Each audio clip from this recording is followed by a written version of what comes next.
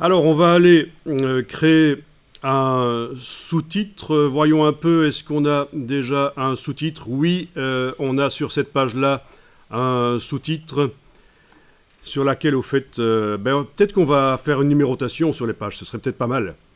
On va faire ça. Parce qu'on ne s'y retrouve pas, il n'y a pas de numérotation sur les pages. Dans InDesign, c'est pas une case à cocher, la numérotation, il faut la faire soi-même dans le gabarit et puis c'est reporté sur toutes les pages. Donc commençons d'abord par la numérotation des pages, et puis on s'occupera des sous-titres qui sont comme ça actuellement, mais c'est juste un aspect provisoire. Ils utilisent des styles de paragraphes, et une fois qu'on aura mis plein de sous-titres à différents endroits du document, vous allez pouvoir, bien entendu, les changer l'aspect. C'est... Voilà. D'ailleurs, il y a quelque chose qu'on devra changer aussi dans les sous-titres, c'est peut-être le fait qu'ils ne doivent pas être coupés, et peut-être qu'on va les raccourcir aussi, parce que là, c'est plutôt des chapeaux que des sous-titres. Enfin, quoi qu'il en soit, on va d'abord dans la palette page, menu, fenêtre, page, et on va aller double-cliquer sur le gabarit qui est actuellement utilisé par tout le document. Vous voyez, toutes les pages ont la petite lettre A, donc elles utilisent toutes le gabarit A, donc on double-clique sur le gabarit. Il devrait être indiqué en bas à gauche que vous êtes en train de travailler dans le gabarit A, et vous devriez être en train de visualiser les deux pages du gabarit A. Alors on va faire un calque spécial pour la numérotation.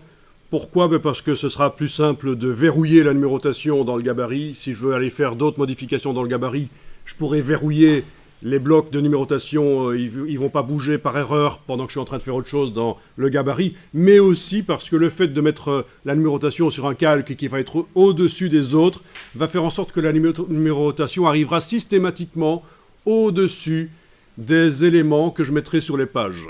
Normalement, quand on met quelque chose dans un gabarit, ça vient en dessous de ce qu'on met manuellement sur chaque page.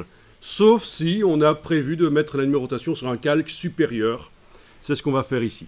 Vous faites apparaître la palette des calques, vous êtes en train de visualiser le gabarit, on est d'accord?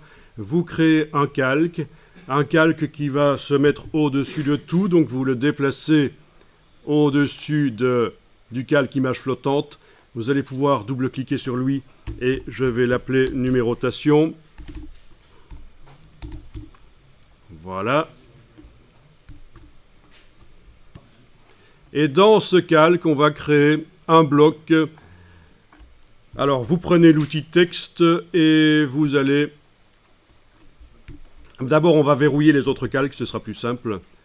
Voilà, vous verrouillez les autres calques, image flottante et texte principal. Donc, on ne travaille que sur le calque numérotation qui est ici en surbrillance. Vous allez pouvoir créer un bloc texte par cliquer, glisser. Voilà.